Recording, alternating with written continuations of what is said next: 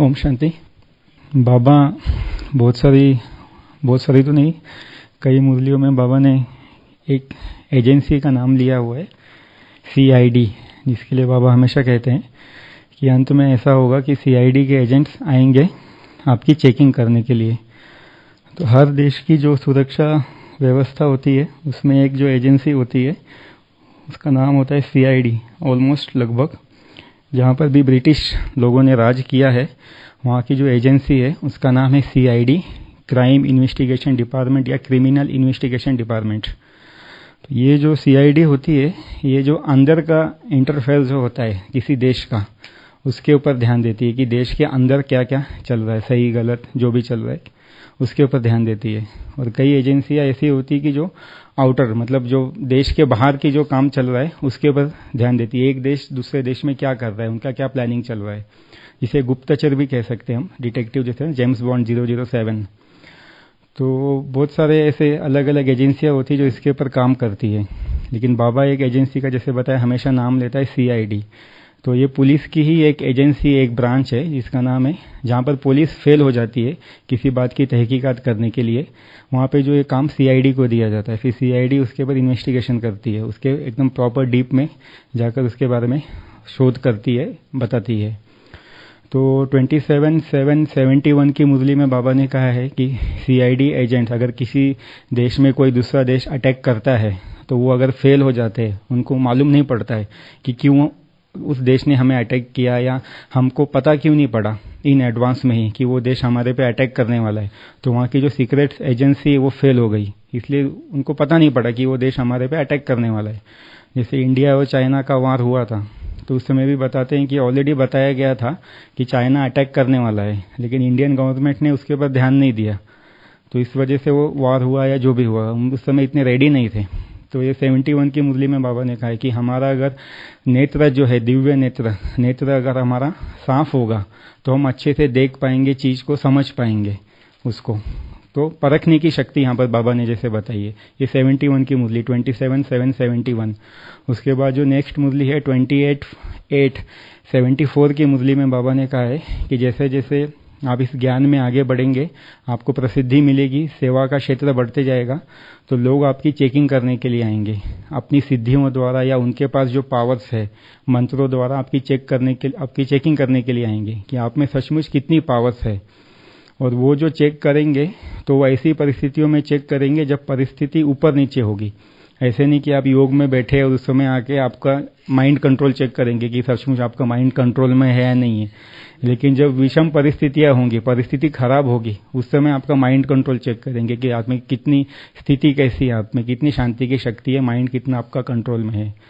और जो थर्ड मुरली जो बाबा ने बताई है 24/4/83 की मुरली में जो बताया बाबा ने, उसमें बाबा कुमारों से मिल रहे हैं। तो बाबा ने पूछा कुमारों से कि आप लोग रेडी हैं?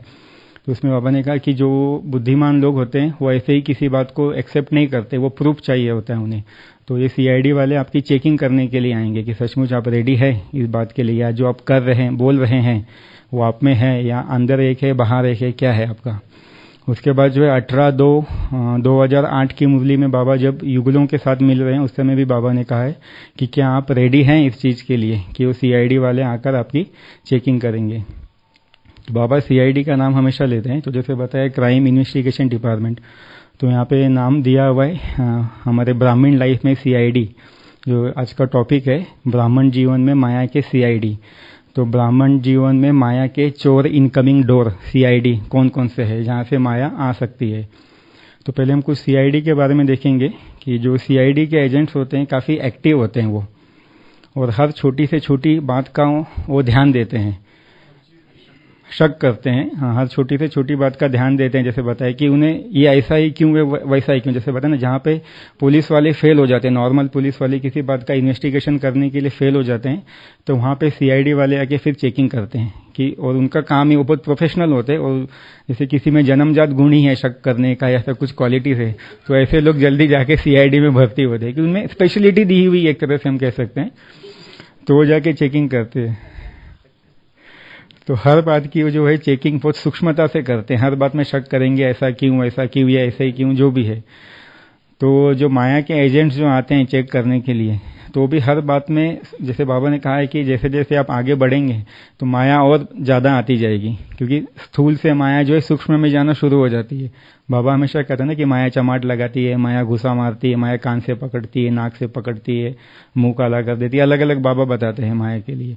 तो जैसे जैसे हम ज्ञान में जितना आगे जाते जाते हैं तो ज्ञान भी सूक्ष्म होते जाता है, तो माया भी जो है सूक्ष्म रूप से आनी शुरू हो जाती है। कि बड़े रूप को तो हम पहचान रहे, काम क्रोध लोभ मोह अहंकार, ये तो सब पता पड़ गया हमें, ईर्ष्या द्वेष ये सब पता पड़ गया, लेकिन सूक्ष्म रूप में माया आनी शुरू होती है। और बाबा ने कहा है कि माया अंत तक छोड़ेगी नहीं, अंत तक माया आती रहेगी। तो सबसे पहले जो सीआईडी के एजेंट्स होते हैं उनका काम जो एक सूक्ष्म होता है, बहुत एक्यूरेट होता है, एक्यूरेसी जो उनकी है काफ़ी होती है, हर छोटी छोटी बात में ध्यान देते हैं।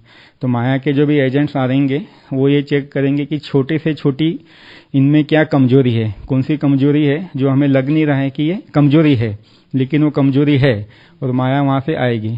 जैसे बाबा ने कई मुरलियों में कहा है कि आप जो है आगे का दरवाजा जो है, मेन डोर जो है, कई लोग बहुत स्ट्रांग बनाते हैं, लेकिन पीछे का दरवाजा जो है वो इतना स्ट्रांग नहीं होता है, तो माया वहाँ पीछे के दरवाजे से भी आ जाती है, कई बार वेंटिलेशन से भी माया आ जाती है ऐसे। और जो दूसरे जो सीआईडी के एजेंट्स जो होते हैं वो गुप्त रूप में जैसे आते हैं, वो कभी अपने आइडेंटिफिकेशन बताते नहीं कि हम सीआईडी एजेंट्स हैं।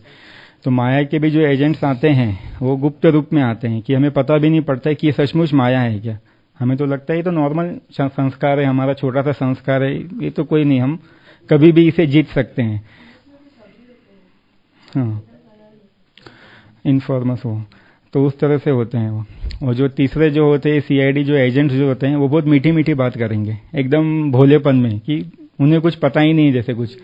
हाँ, जैसे वो किसी अगर पान वाले की दुकान पर जाएंगे तो पान खाने वाले ग्राहक के रूप में जाएंगे, किसी के घर में जाएंगे तो सेल्समैन बन के जाएंगे, ऐसे अलग अलग रूप जो है ये करके जाते हैं। जैसे रामायण में भी बताते हैं कि जब राम और रावण की लड़ाई होने वाली थी तो रावण के जो दो गुप्त ये थे गुप्तचर, सूर और शक, वो वहाँ पर गए थे राम की सेना में, बंदर और भालुओं का ये सब वेश धारण करके, तो विभीषण ने उन्हें पहचान लिया था। तो ये जो है एकदम ऐसे गुप्त रूप में आएंगे और मीठी मीठी बात करेंगे भोले बन के, कि हमें कुछ पता ही नहीं पड़ेगा कि ये माया के एजेंट से कि क्या है करके ये।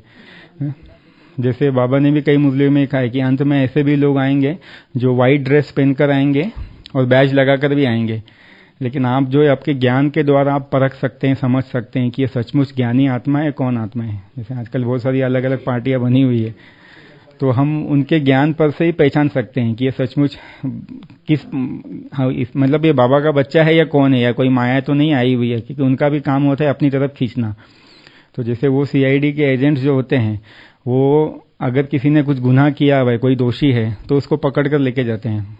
तो माया के जो एजेंट्स है वो छोटे छोटे इन बातों को देखते हैं कि जहाँ से हम इन्हें पकड़ सकते हैं। जैसे बताया ना कि जैसे अगर कोई मैच है, हॉकी का मैच है या फुटबॉल मैच है, क्रिकेट नहीं, तो उसमें जो ये होता है कि दोनों टीम के अगर एक एक पॉइंट से समझिए, या एक टीम आगे है एक टीम पीछे है, तो जो टीम वो टाइम खत्म होने वाला है, तो जो टीम पीछे है वो ये सोचती है कि मैं कैसे कम से कम इक्वल अप पे तो आ जाए, मैच टाई करते हुए।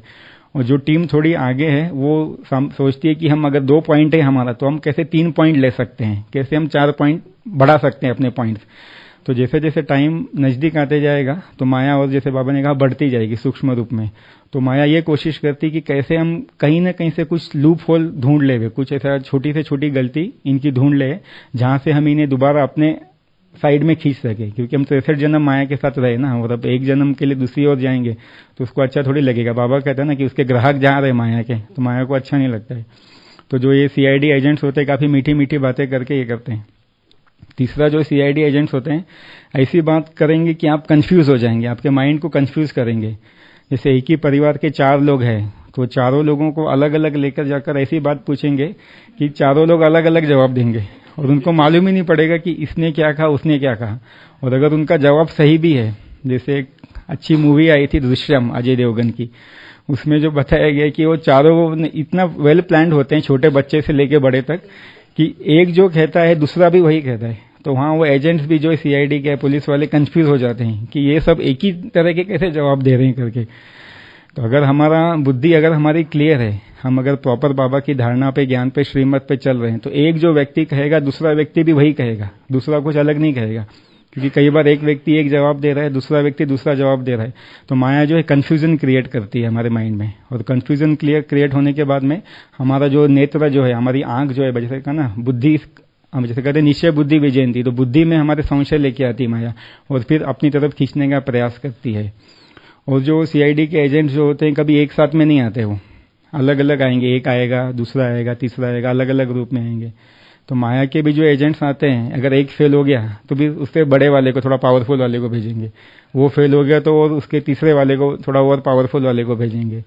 तो माया के एजेंट्स जो भी ऐसे एक साथ में कभी नहीं आते, हमेशा अलग अलग इसमें आते हैं। तो ये कुछ देखा हमने पॉइंट्स कि जो वो एजेंट्स है और ये एजेंट्स है माया के। गुप्तचर जो है एक की जानकारी दूसरे को देते हैं, जैसे जैसे मतलब एक देश के गुप्तचर दूसरे देश में चलते रहते हैं कि उनके देश में क्या चल रहा है वो जानने के लिए। लेकिन सीआईडी वाले जो होते हैं क्राइम होने के बाद में जो होता है उसके बाद जाकर चेकिंग करते हैं, या गवर्नमेंट का जब उनको स्पेशल ऑर्डर होता है उसके बाद जाके चेक करते हैं। सीआईडी जो है जैसे बताया किसी देश के अंदर काम करती है, और जो देश की, जैसे इंडिया की इंटेलिजेंस एजेंसी है रॉ, तो रॉ अंदर काम नहीं करती है इंडिया के, रॉ जो है इंडिया के बाहर काम करती है। ऐसे ऐसे हर एक के अलग अलग एजेंसी होती है, लेकिन जो सीआईडी जो बाबा कहता है कि वो अंदर की ही एजेंसी है और अंदर के लोगों के ऊपर वो कार्य करती है कि इनका अंदर क्या चल रहा है। जैसे गवर्नमेंट का, अगर यहाँ पर भी कई बार आते सीआईडी वाले, हमेशा आते रहते। पिछले साल भी एक आए थे जयपुर से, वो चेक करने के लिए आए थे, भाई आपके यहाँ से इंटरनेशनल कॉल बहुत होती है, तो क्यों आपके यहाँ से इंटरनेशनल कॉल होती है। तो जब बुलाया गया तो हमने बताया कि उस समय नेपाल का ग्रुप आया था पिछले साल या 2 साल पहले, तो बोले थे यहाँ पे नेपाली क्यों कॉल हो रहा है आपके यहाँ से। तो उनको बताया था कि भाई ऐसे ऐसे हमारे यहाँ पे सेवा में लोग आए हुए और इसलिए नेपाल ज़्यादा कॉल होता है। जैसे कई बार ज्ञान सरोवर की चेकिंग करने के लिए आते हैं, क्योंकि सारे इंडिया में सबसे ज़्यादा जो आईएसडी कॉल्स होता है वो ज्ञान सरोवर से होता है बाबा के सीजन में। तो हमेशा उनका डाउट होता है कि ये यहाँ से क्यों जाते हैं, यहाँ से इतना कॉल क्यों आता है। तो उनके साथ में जो लोकल एजेंट्स भी होते हैं, जो सिरोही डिस्ट्रिक्ट का हो गया है लोकल, वो भी, उनको तो पता होता है कि भाई इनके यहाँ ऐसी संस्था है इसलिए कॉल होता है, और टाइम टू टाइम वो हमेशा चेक करने के लिए आते ही रहते हैं हमेशा ये ऐसे। तो वो जो होता है इंटरनल मैटर चेक करने के लिए आते हैं। तो सीआईडी का काम जो है अंदर का काम होता है, और जो गुप्तचर जो होते हैं लगभग जो होते हैं वो एक देश का दूसरे देश में जानने के लिए या ये करने के लिए होते हैं। जैसे ऋग्वेद में भी बताया गया है कि वरुण देव जो है उसे जो है गुप्तचरों का मेन बनाया गया है। वरुण माना वायु, क्योंकि वायु सब जगह होती है, तो वो ये देखती है कि कौन क्या कर रहा है, क्या सही कर रहा है, गलत कर रहा है, तो वो काम बता के जाके फिर भगवान को बताते, ऐसे बताया गया है ऋग्वेद में ऐसे। तो वो काम जो है उसमें वो करता है, वरुण देव को मेन बनाया गया उसका। तो अब हम देखेंगे कि ब्राह्मण जीवन में जैसे माया के एजेंट्स जो आते हैं तो कौन से रूप में आ सकते हैं या आते हैं हमारे पास में, क्योंकि बड़े रूप को तो हम पहचान रहे हैं, ये ऐसा कर रहा है, ऐसा कर रहा है, मालूम पड़ रहा है, लेकिन छोटे छोटे रूप को हम जानने की देखेंगे कि ऐसे कौन से छोटे छोटे रूप है जो ब्राह्मण लाइफ में आके हमें माया अपने पास हमें खींच सकती है। तो जैसे बताया जेम्स बॉन्ड 007, तो हम माया के एजेंट देखेंगे जेम्स बॉन्ड 008। तो जो ये जेम्स बॉन्ड 007 है, ये जो रशिया का था, और रशिया का आईएसडी कोड जो है 007 है, रशिया का आईएसडी कोड है 007, और जेम्स बॉन्ड जो है रशिया का था, इसलिए उसको 007 बोलते हैं, जेम्स बॉन्ड 007। कई लोगों को ये बात हाँ एजेंट था ना जेम्स, सचमुच था ना जेम्स बॉन्ड तो तो माया के एजेंट देखेंगे 008 क्या है। तो सबसे पहला जो माया का जो एजेंट है वो है रोब, कि हम गुस्से को तो हमने कंट्रोल कर लिया, पता पड़ गया कि ये गुस्सा है, ये नहीं करना चाहिए, लेकिन रोब जो करने की आदत होती है हमारी रोब कोई जरूरी नहीं है कि हम दिखा के ही करते हैं, बाहर से ही दिखाते हैं, अंदर से भी अंदर की फीलिंग होती है। और रोब हम उस समय करते हैं कि जब हमें किसी से ईर्ष्या होती है, कोई हमारे से आगे जा रहा है, तो हम उस पर रोब जताने की कोशिश करते हैं कि नहीं नहीं ये अच्छा नहीं है, ये ठीक नहीं है। दूसरों के साथ में जैसे बाबा ने कहा ना कि रेस करो, रीस नहीं करो, लेकिन हम जहाँ पे रीस करने की रीस आ जाता है हमारे मन में, तो हम वहाँ पे रोब जताना शुरू करते हैं। या किसी को हम गिराना चाहते हैं कि ये ठीक नहीं कर रहा है और हम उसके आगे बढ़ना चाहते हैं, जैसे बताए कोई हमारे से आगे जा रहा है तो हम उसको उसके बाद रोब जताने की कोशिश करते हैं, बड़ों के पास जाके बताएंगे कि ऐसे कर रहा है, ऐसे कर रहा है करके चुगली करने की रोब अलग अलग तरीके से अलग अलग व्यक्ति रोब दिखाते हैं। रोब माना जैसे बताया कि बड़ों के पास जाके कंप्लेंट करते हैं हम कि ये ऐसे कर रहा है, नहीं, रोब दिखाना भी होता है, लेकिन हम बड़ों के पास जाके ये भी रोब दिखाते कि हम उनसे सीनियर है, हम उनसे पहले आए हुए, ये तो अभी अभी आया हुआ है, इसे तो कुछ पता। वो दबाना भी होता है।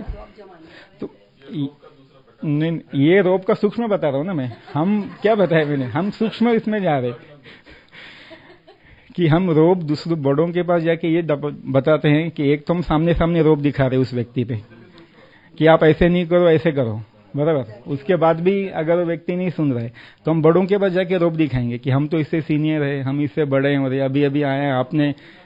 हाँ, बड़ों के सामने हम उसको रोब नहीं बोलेंगे, लेकिन हम जाके कंप्लेंट कर रहे हैं इसके ऊपर रोब दिखाने के लिए।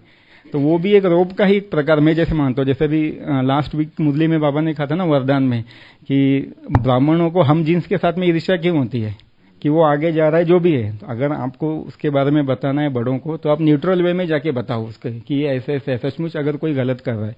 क्योंकि हम भी सेवा में होते, बहुत सारी परिस्थितियां आती है। हम शुभ भावना तो बोलते हैं हर एक के लिए, भाई योग में सबको सकाश दे रहे हैं शुभ भावना का, लेकिन प्रैक्टिकल में हम जब किसी के कांटेक्ट में आते हैं तो कितनी हमारी शुभ भावना है। मेरा ऐसा मानना है, पर्सनली मेरा ये है कि अगर किसी के साथ भी कुछ ऊपर नीचे होता है तो मैं उस व्यक्ति को 4 बार 5 बार 10 बार बोलूंगा, भले उसके साथ में रिलेशन खराब हो जाए, उस व्यक्ति को लगे कि ये क्यों ऐसा बोल रहा है, गलत कर रहा है। लेकिन जहां पे हमें लगता है कि हम सही है तो मैं ऐसे करता हूँ, उस व्यक्ति को 4 बार 5 बार 10 बार बोलेंगे। उसके बाद में नहीं होता है तो उसके जो फ्रेंड सर्कल वाले लोग हैं, जो उसके नजदीकी लोग हैं, उनको बताएंगे कि भाई ऐसे ऐसे है, उसके बाद में समझाओ उसको। नहीं होता फिर आगे का थर्ड स्टेप होता है सीनियर के पास जाना करके। लेकिन हम बिना किसी को बताए अपना ये दिखाने की कोशिश करेंगे कि हम बड़े हैं, तो ठीक नहीं है। किसी ब्राह्मण आत्मा को उसकी स्थिति से गिराना, किसी को पूरा ब्राह्मण जीवन से ही बेदखल कर देना, ऐसा हमने कुछ किया और वो ज्ञान छोड़ के ही चले जाता है, ये बहुत बड़ा पाप है ये। क्योंकि ज्ञान में आने के लिए क्यों कितनी मेहनत करता है। अभी 2 दिन पहले भी एक भाई बता रहा था कि यहाँ पे एक एक का अनुभव पूछो तो कोई साइकिल पे बेंगलोर से कहाँ हैदराबाद गया, अयप्पा मंदिर गया, कहाँ कहाँ कितने कितने जाके और फिर बाबा के बच्चे बने। और हम कुछ ऐसा कार्य करें, हमारा स्वार्थ है उसमें। जैसे पता हम रोब भी अगर किसी पे दिखाते तो हमको ईर्ष्या होती कि वो हमारे से आगे नहीं जाए। हम अपना सुपेरिटी दिखाना चाहते हैं कि भाई हम उनसे सुपर है। हमारे मन में होता है कि इसको हटा के हम आगे बढ़ जाए। तो भी हाँ, ये भी होता है कि भाई ये सही कर रहा है, ये गलत कर रहा है। एक है ना, एक न्यूट्रल वे में आप करो तो उसके अगर हमारी सचमुच शुभ भावना है तो अपने आप उसको आज न कल टचिंग होगी। ये मेरा पर्सनल एक्सपीरियंस है कि हमने बताया लोगों को, उन्होंने एक्सेप्ट नहीं किया, बात करना ही छोड़ दिया हमारे साथ में।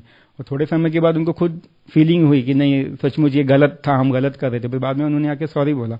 हम सचमुच अगर शुभ भावना रखते हैं किसी के लिए तो मेरा ये कहना है कि आप पहले उस व्यक्ति से बात करो, नहीं होता है तो फिर आप बाबा से बात करो सेकेंड स्टेप में, और उसके बाद उसके लिए शुभ भावना शुभकामना रखो। जैसे एक आत्मा थी आके बहुत ये करती थी, हमेशा परेशान करती थी, तो क्या करे समझ में नहीं आया था। बहुत उसको बताया, ये किया, फिर आखिर में मैंने कहा कि अभी कुछ नहीं होगा, अभी इसके लिए योग ही करना पड़ेगा। तो मेरा ये है कि मैं तुरंत योग करना शुरू कर देता हूँ, तो मालूम तो पड़े कि इसके साथ में हिसाब किताबें करके तो उसके लिए योग करना शुरू किया। और बाबा को बताया मैंने कि भाई ऐसा कुछ करो कि ये दोबारा जो है यहाँ पे नहीं आनी चाहिए, आत्मा ऑफिस में नहीं आनी चाहिए। और ऐसा कुछ इंसिडेंट हुआ विद इन 1 मंथ के अंदर कि उसका ऑफिस में आना बंद हो गया। नेचुरली इंसिडेंट हो गया और कि उसका ऑफिस में आना बंद हो गया। अभी भी मिलती है लेकिन ऑफिस के अंदर नहीं आएगी, ऑफिस के बाहर से ही काम चलते रहता है मैं इनकी बात नहीं कर रहा तो अगर सचमुच हमारे अंदर किसी के लिए शुभ भावना शुभ कामना है तो हम जो है किसी पे रोब नहीं दिखाएंगे। जैसे अभी इंग्लिश में भी हमने सुना ना कि पता है हर एक का स्वभाव संस्कार होता है। आप प्यार से एक बार बताओ, 2 बार, और सामने सामने। मैं ऐसा समझता हूँ कि बजाय इसकी हम किसी के पीछे जाके किसी की कंप्लेंट करें। जैसे बड़ी दादी के पास, दादी प्रकाश मणि के पास अगर कोई किसी की कंप्लेंट लेके जाते थे या बताते थे तो दादी दोनों को बुलाती थी कभी भी, और सामने सामने बैठ के वेरीफाई कराती थी। ऐसा नहीं कि एक ने कहा और दूसरे ने, दादी ने मान लिया हाँ चलो ठीक है, ऐसा नहीं करके। फिर ताली कभी भी एक हाथ से नहीं बजती है। तो अगर सचमुच हमारी शुभ भावना है, हम 4 बार 5 बार बोलेंगे उनको सामने सामने। जैसे मैं नॉर्मल मेरे साथ में भी एक इंसिडेंट हुआ था थोड़े समय पहले अभी, लेकिन हमने उसी प्रकार से हैंडल किया था। और जो भी है फिर आप सच्चे दिल से बाबा को बताओ, बाबा बैठा हुआ है उसका आपकी मदद करने के लिए। बाबा हमेशा कहते हैं ना, सच्चे दिल पे साहेब राजी। जो बाबा कहता है कि रात को सोने के पहले जो चार्ट दो बाबा को, तो चार्ट में यही चेक करना होता है, मुझे ऐसा लगता है। जो मैंने कहा कि अगर आप रात को सोने के पहले चार्ट देंगे बाबा को तो धर्मराजपुरी में जाने से बच जाएंगे हम। तो उस चार्ट में ये चेक कीजिए कि हम दिन में कितने लोगों से मिले, क्या क्या बात हुई या कुछ अप डाउन हुआ, तो उसके लिए सचमुच रिस्पॉन्सिबल कौन है। मैं रिस्पॉन्सिबल हूं या वो एक व्यक्ति रिस्पॉन्सिबल है या मेरे संस्कार रिस्पॉन्सिबल है। तो इस तरह से तो पहला हो गया रोब जो हो गया। दूसरा जो इसमें है लॉ अपने हाथ में लेते हम। अगर किसी के साथ में हमारा अनबन होता है, कुछ ये होता है, तो हम ये सोचते हैं कि मैं ही इसको ठीक करूंगा। बड़े तो कुछ कर नहीं रहे, बड़ों को बता के सब हो गया, अभी तो बस हम ही ठीक करेंगे करके, हम तो विश्व कल्याणकारी ना, इसका कल्याण करके ही छोड़ेंगे हम। हाँ, कैसे ये नहीं चेंज होता है हम देखेंगे करके। तो हम लॉ अपने हाथ में लेते हैं। तो बाबा ने कभी भी कहा कि लॉ अपने हाथ में नहीं लेना है। जैसे हमने कोई लॉ अपने हाथ में लिया या कुछ किया, तो बड़ों ने कोई इसके ऊपर एक्शन नहीं लिया, समझिए कि आपने लॉ क्यों अपने हाथ में लिया, या किसी ने कुछ कहा नहीं, तो हमारी हिम्मत बढ़ती जाती है फिर कि देखा हम सही थे ना, इसलिए किसी ने हमको कुछ कहा नहीं, या लोग हमारे से डरते हैं इसलिए नहीं। यहाँ कोई किसी से डरता नहीं और कोई किसी से कुछ नहीं है। सबको ये सोचते हैं भाई इसका हिसाब किताब है, ये कर रहा है, ये जाने, हम क्यों इनके बीच में इंटरफेयर करें। क्योंकि ऐसे शुभ भावना वाले बहुत कम लोग होते हैं कि जाके सचमुच आपको बताएं कि आप गलत कर रहे हैं करके। तो हम जो लॉ अपने हाथ में लेना शुरू करते हैं, हाँ वही ना, अगर आप में सच्चाई है आप में, तो आप कभी भी दुश्मनी करने के लिए भी ये नहीं करेंगे। मैंने कहा ना, मेरा पर्सनल एक्सपीरियंस है, हमने बताया लोगों को, लोगों ने बात करना बंद कर दिया। तो उसके लिए कुछ जरूरी नहीं, अगर आपकी सचमुच शुभ भावना है तो आप बताएंगे उनके। लेकिन बाद में रियलाइज होता है ना, बाबा बैठा हुआ है वो देखने के लिए, हम सही कर रहे हैं या गलत कर रहे हैं, बाबा बैठा हुआ है देखने के लिए। हमें उसमें ज्यादा डीप में जाने की जरूरत नहीं। बाबा को पता कि आप फ्री हो जाओ उस तरह। मुझे ऐसे लगता है, जरूरी नहीं कि ये बात सबके लिए एप्लीकेबल हो, मुझे ऐसे लगता है ऐसे। तो दूसरा जो हम लॉ अपने हाथ में लेके उनको बताना शुरू कर देते हैं। और उसके बाद में लॉ ब्रेक नहीं कर सकते। जैसे हमने इंग्लिश में भी सुना कि हमें पता है हर एक का पार्ट है ड्रामा में ना। जैसे मेरा पर्सनल बताता हूँ, मेरी एक्यूरेसी 0.1 mm की एक्यूरेसी है, और मैं जिनके पास में सेवा करता हूँ उनकी 1 फीट भी एक्यूरेसी नहीं, 1 मीटर भी एक्यूरेसी नहीं है उनकी। मुझे इतना एडजस्ट करना पड़ता है उनके साथ में करने के लिए, लेकिन करते हैं हम एडजस्ट, क्योंकि भगवान हमको पता है ना कि हर एक के संस्कार अलग अलग है। हर कोई राजा नहीं बनने वाला है जाके। कोई काम एक व्यक्ति 2 घंटे में कर रहा है और वही काम वो व्यक्ति दूसरा व्यक्ति 4 घंटे में कर रहा है। आप क्या करेंगे उसके लिए? कोई कर ही नहीं रहा है, तो हम क्या करेंगे उसके लिए? कोई बात नहीं, आप शुभ भावना रखिए।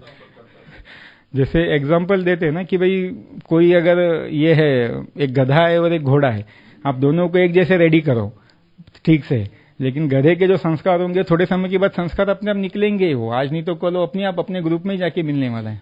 हमारा काम है हर एक के प्रति शुभ भावना रखना। मैं जो समझता हूँ कि आप बाबा को बता के फ्री हो जाइए, उसके बाद में बाबा बैठा, उस व्यक्ति के लिए आप योग करना शुरू कीजिए।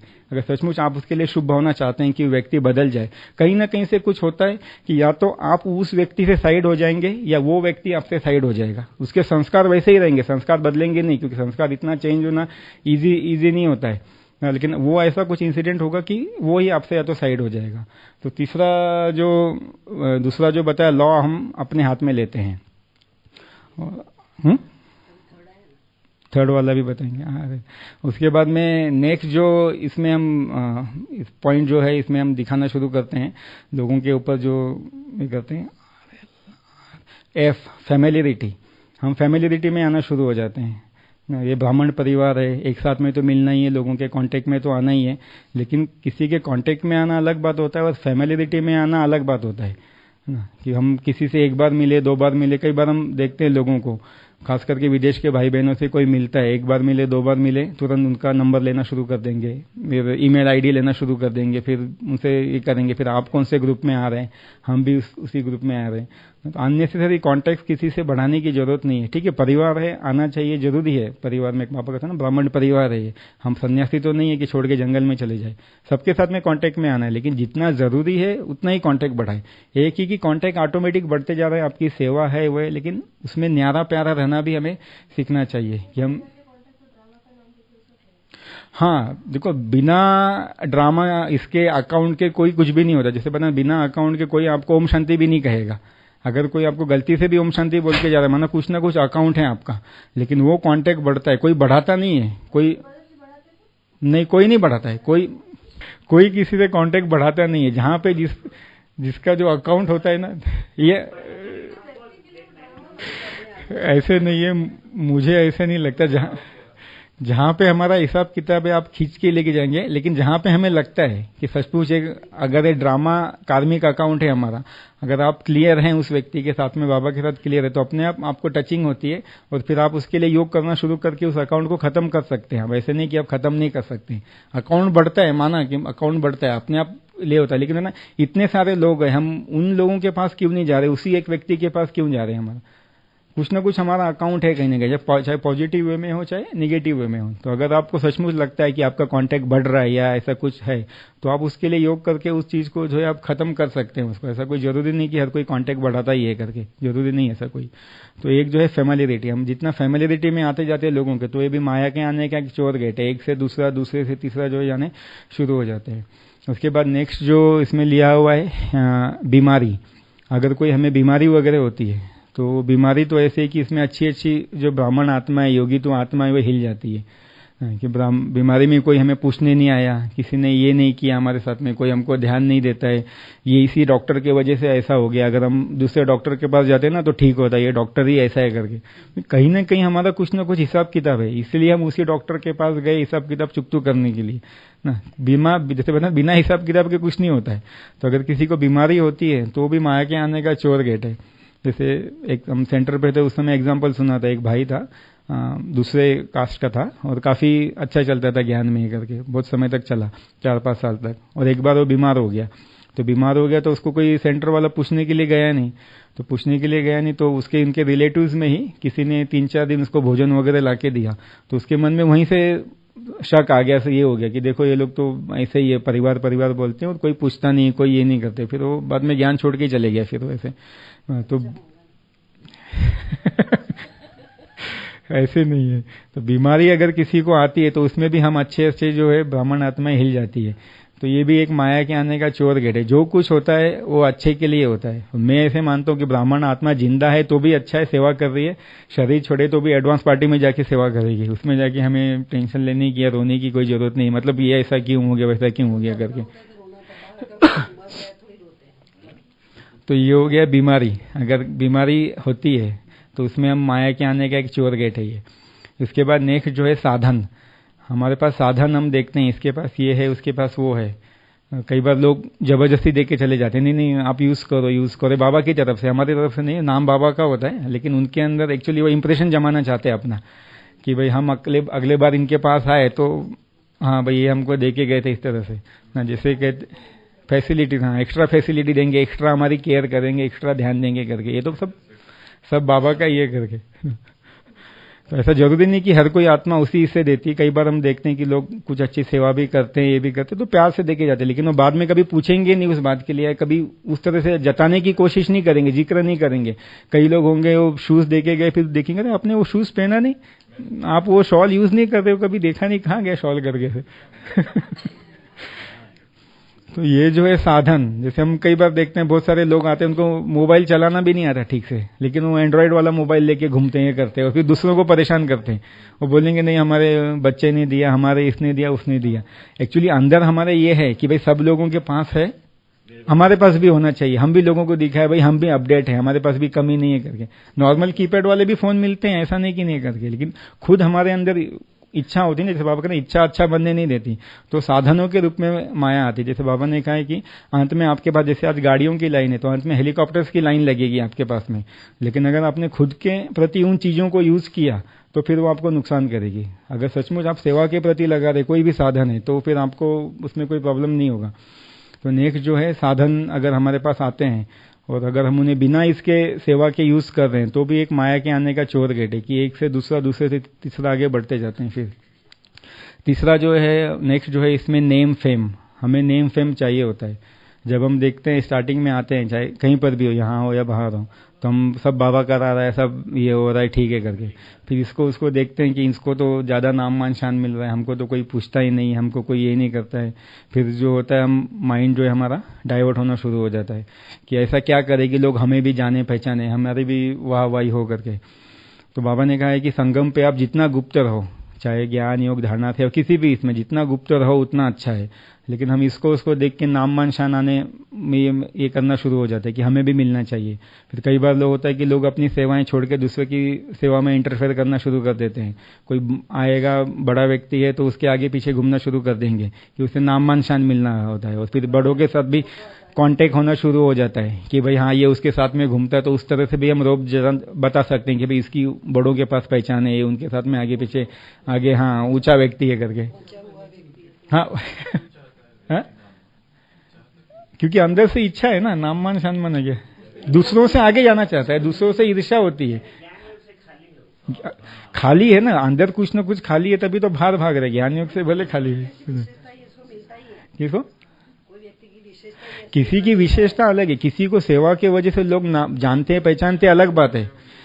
बाकी कई लोगों का ऐसे कि हम इतने साल हो गए, हमको तो कोई जानता ही नहीं, पहचानता नहीं, और ये अभी अभी आए, इन्हें सब साधन मिल रहे, इन्हें सब जानते पहचानते, तो वो ठीक नहीं है। फिर वो जितना हम नाम मान शान के चक्कर में जाएंगे, तो ये माया के आने का एक सूक्ष्म गेट है, चोर गेट है, जहां से माया आके हमें अपने पास खींच के लेके जाएगी। तो जहां तक हो सके संगम पे गुप्त रहना अच्छा है। जो आपको सेवा दी है बाबा ने, सेवा भी करते हैं तो ऐसी सेवा करो कि किसी को पता भी नहीं पड़े। जैसे बाबा कहते हैं ना, एक हाथ से करो तो दूसरे हाथ को भी मालूम नहीं पड़े, जैसे दान के लिए कहते हैं। जितना आप हर चीज में गुप्त रह के सेवा कर सको, करते कई लोग करने वाले करते ऐसे भी सेवा। एक होता है कि कोई डायरेक्ट आपके पास देके चले जाए, और कई बार लोगों को पता है कि कोई चीज लेता नहीं है, तो अपने आप वो नाम लिख के गपचुप ट्रांसपोर्ट में देके चले जाते हैं। वो चीज आपके पास आ जाएगी, आपको मालूम भी नहीं पड़ता है कि किसने दिया करके, जो अपने आप को दिखाना नहीं चाहते। तो ये जो नाम मान शान का चक्कर होता है, तो वहां से भी माया जो है आनी शुरू हो जाती है। और नेक्स्ट जो इसमें पॉइंट है, लोभ। लोभ की भी अलग अलग स्टेजेस होती है। लोभ तो हमें पता है, लेकिन जैसे सूक्ष्म लोभ कहते हैं, जैसे बाबा कहते हैं ना मुरली में कि कई बड़े बड़े घरों की जो बच्चियां होती है, वो भी होती हैं कि कोई चीज दिख ली और उठा के खा लिया करके। तो लोभ होता है हमारे मन में, कुछ ना कुछ एक चीज मिल रही है हमारे पास, ऑलरेडी है, लेकिन फिर भी नहीं, एक्स्ट्रा लेके रखे ना, शायद आगे मिले ना मिले, ऐसा हमारे मन में लोभ हो जाता है।